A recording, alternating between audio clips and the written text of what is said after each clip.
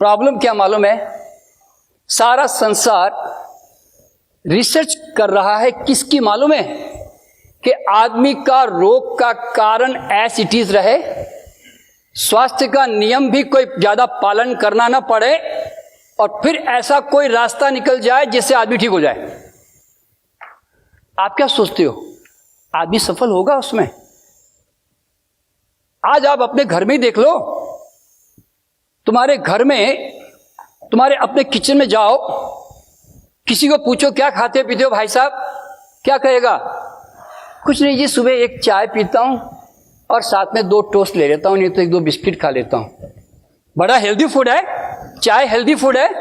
नहीं वो तो पॉइजन तो है, लेकिन आदत है ना भाई साहब, क्या करें। ब्रेड खा रहे हो, खोखला खाना शरीर को दे रहे हो और सोचते हो इससे हेल्थ तो मिल ही जाएगा ना भाई साहब।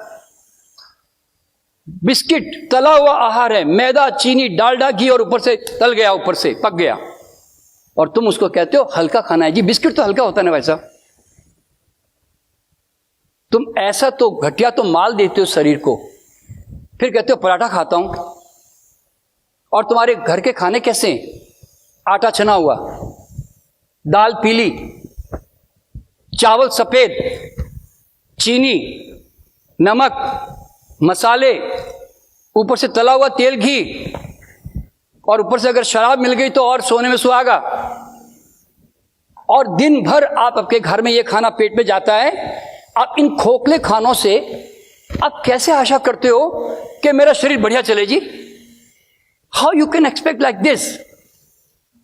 शरीर क्या बोलता मालूम है? भाई साहब जैसा माल वैसी बिल्डिंग बना दी मैंने आपकी। ऐसे तो करेगा ना।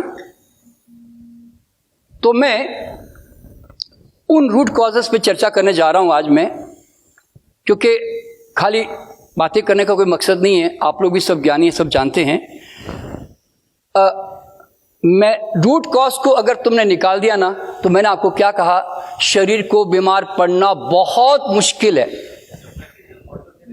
वही बता रहा हूं। इसीलिए तो पहला कारण है हंगरलेस ईटिंग, भूख के बगैर खाना खाना। भूख शरीर की एक सिंपल सी फिजियोलॉजिकल लैंग्वेज है जो कहता है लाओ मैं खाना पचाने को तैयार हूं, और नहीं भूख का मतलब डालना मत, मैं तैयार नहीं हूं, मैं कहीं एंगेज्ड हूं। लेकिन हम लोग खाना कैसे खाते हैं? Timely, psychologically. हम लोग क्या कहते हैं? सुबह 9 बज गई, ऑफिस जाना इसलिए खा लो, 2 बज गए इसलिए खा लो, अभी डॉक्टर सचिन ने छोड़ दिया इसलिए खा लो, शाम हो गई इसलिए खा लो, घर में आ गया इसलिए खा लो, आज मैंने खाया नहीं इसलिए खा लो, बेकार में जाएगा इसलिए खा लो, ज्यादा बन गया इसलिए खा लो, मुफ्त में मिल रहा है इसलिए खा लो। तो आपका जो खाना है वो वास्तव में शारीरिक मांग से ना होकर साइकोलॉजिकल टाइमली मांग से होता है। शरीर कहता है भाई साहब मैं आपकी मजबूरियों को नहीं जानता, मैं मांगू और दोगे तो खाना पचा दूंगा, और अगर मैंने नहीं मांगा और दे दिया तो सड़ा के छोड़ दूंगा। क्यों? No hunger means no juice secretions. और अगर आपने डाल दिया नहीं सब लोग खा रहे, मैं ही खा ही लेता हूं, टाइम कैसे निकालूं, डाल दिया, तो शरीर क्या करता मालूम है? शरीर में बड़ी लिमिटेड रिजर्वॉयर एनर्जी है, वो नीचे ऑलरेडी डाइजेशन में लगी हुई है, वो वहां से ना इमरजेंसी की तरह डील करता है जो खाना आ गया फालतू में, और फिर वो वहां से वो एनर्जी विड्रॉ करके आधी इधर लगाता है, तो आधी उधर ही, आधी मिलती सिर्फ उधर। तो क्या होता है? कॉन्स्टिपेशन क्रिएट होती है। भूख का असली कारण यह नहीं है कि तुम फाइबर नहीं खा रहे हो, भूख का असली कारण है एनर्जी लो है इंटेस्टाइन में। क्यों? तुम सारे दिन ऊपर ही खींच के रखते हो बगैर भूख के भी।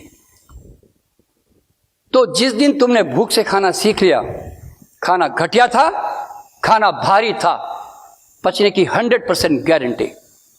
और जिसका खाना पच गया उसको कभी कॉन्स्टिपेशन नहीं हो सकती। क्यों?